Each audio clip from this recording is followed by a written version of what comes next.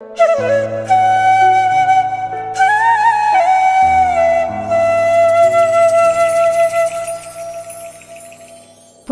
மாதம்னாவே சனிக்கிழமையில் பெருமாளுக்கு படையல் போடுறது வழக்கம். ஆனால் அந்த சனிக்கிழமையில் எப்படி விரதம் இருக்கணும், எப்படி எதுக்காக படையல் போடணுன்றது நிறைய பேருக்கு தெரியறதே இல்லை.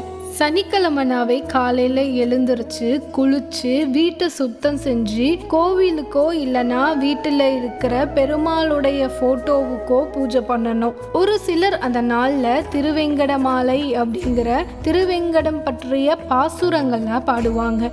இன்னும் சிலர் விஷ்ணு சகஸ்ரநாமத்தை படிப்பாங்க. எப்படி விரதம் இருக்கணும் அப்படின்னா, காலையில் உணவு சாப்பிடாம சாயங்காலம் வரைக்கும் உண்ணா நோன்பு இருக்கிறது வழக்கம். சிலர் ஏகாதசி மாதிரி முழு விரதம் இருந்து நைட்ல பால் பழம் மட்டும் எடுத்துப்பாங்க. சிலர் மதிய நேரத்துல கொஞ்சமா பிரசாதம் எடுத்துப்பாங்க. பழம், துளசி, தண்ணீர் மட்டும் எடுத்துப்பாங்க. பூஜை எப்படி பண்ணணும் அப்படின்னா, சனிக்கிழமை அன்னைக்கு எண்ணெய் தீபம் ஏற்றணும். எள்ளெண்ணெய் தீபம் ஏற்றினா ரொம்ப நல்லது.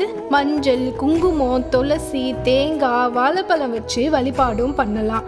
ஓம் நமோ நாராயணாய, ஓம் வெங்கடேசாய நமக அப்படின்னு மந்திரங்களையும் சொல்லலாம்.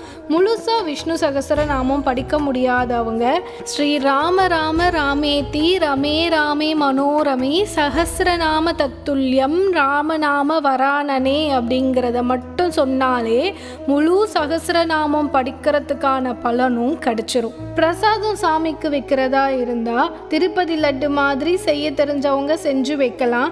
அப்படி இல்லை அப்படின்னா உங்களால் முடிஞ்ச பிரசாதம் எதுவாக இருந்தாலும் இறைவனுக்கு படைக்கலாம். சனிக்கிழமை அன்னைக்கு அமாவாசை வந்துச்சு அப்படின்னா அது ரொம்ப சிறப்பு அப்படின்னு சொல்றாங்க. அன்னைக்கு ஏழைங்களுக்கு சாப்பாடு கொடுக்கறது, அதாவது அன்னதானம் பண்ணுறது அப்படிங்கிறது ரொம்பவே புண்ணியம். சனிக்கிழமை அன்னைக்கு குறிப்பாக எள்ளு, கருப்பு துணி, எண்ணெயை தானம் கொடுக்குறோம் அப்படின்னா சனி பகவானுடைய அருள் நமக்கு பரிபூரணமாக கிடைக்கும். அந்த நாளோட விரதத்தை சாயந்தரமாக பால் பழம் ஏதாவது சாப்பிட்டு அன்னைக்கான விரதத்தை முடிச்சுக்கலாம். இந்த புரட்டாசி மாதத்தில் வர சனிக்கிழமை அன்னைக்கு விரதம் இருக்கிறது ஒரே நாளில் பெருமாளோட அருளும் சனீஸ்வரரோட அருளும் பரிபூரணமாக கிடைக்குது அப்படின்னா நமக்கு துன்பங்கள் நீங்கி மகிழ்ச்சி பெருகும் அப்படின்னு பெரியவங்க சொல்றாங்க. அதனால புரட்டாசி மாசத்துல வர சனிக்கிழமை ரொம்பவே சிறப்பு வாய்ந்தது. இவ்வளவு சிறப்பு வாய்ந்த சனிக்கிழமைகள்ல விரதத்தை கடைபிடிச்சோம் அப்படின்னா நம்ம நினைச்ச காரியம் நிறைவேறும் அப்படிங்கிறது ஐதீகம்.